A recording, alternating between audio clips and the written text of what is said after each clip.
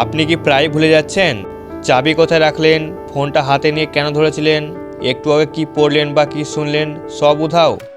একবার ভাবুন তো, আজ যদি এমনই থাকে তাহলে 5 থেকে 10 বছর পর আপনার স্মৃতিশক্তির অবস্থা কী হবে। গবেষণায় দেখা গেছে অল্প বয়স থেকে যদি স্মৃতিশক্তি দুর্বল হতে শুরু করে তাহলে ভবিষ্যতে ডিমেনশিয়া, আলঝাইমার এর মতো মারাত্মক রোগের ঝুঁকি কয়েক গুণ বেড়ে যায়। ভয় লাগছে তো, কিন্তু ভালো খবর হলো আপনি চাইলে আজ থেকে আপনার স্মৃতিশক্তি বাড়াতে পারেন, শুধু সঠিক কিছু খাবার নিয়মিত খেলেই।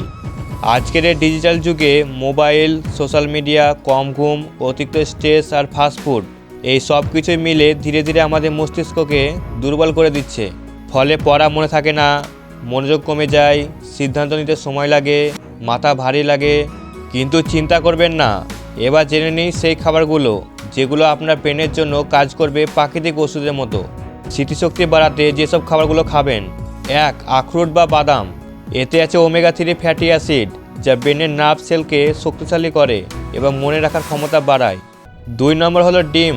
ডিমে থাকা কোলিন মস্তিষ্কের স্মৃতিশক্তি ধরে রাখার ক্ষমতা বাড়াতে সাহায্য করে। প্রতিদিন একটি ডিম অনেক উপকারী। 3 নম্বর হলো হলুদ। হলুদের কার্কিউমিন ব্রেনের রক্ত সঞ্চালন বাড়ায় এবং স্মৃতিশক্তির ধ্বংসের ঝুঁকি কমায়। 4 নম্বর হলো গাঢ় শাকসবজি। পালং শাক, ব্রোকলি এগুলোতে থাকা ভিটামিন কে ও ফোলেট মস্তিষ্ককে দীর্ঘদিন তরুণ রাখে। 5 নম্বর হলো মাছ, বিশেষ করে রুই, ইলিশ, সার্ডিন মাছ ব্রেনের জন্য খুবই উপকারী। মনে রাখবেন, আজ আপনি আপনার স্মৃতিশক্তিকে যত্ন না নিলে আগামীকাল সেটাই আপনার সবচেয়ে বড় দুর্বলতা হয়ে দাঁড়াবে।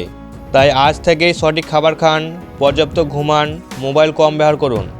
ভিডিওটি ভালো লাগলে একটি লাইক দিন, আর এমন গুরুত্বপূর্ণ স্বাস্থ্য তথ্য পেতে চ্যানেলটি এখনই সাবস্ক্রাইব করুন।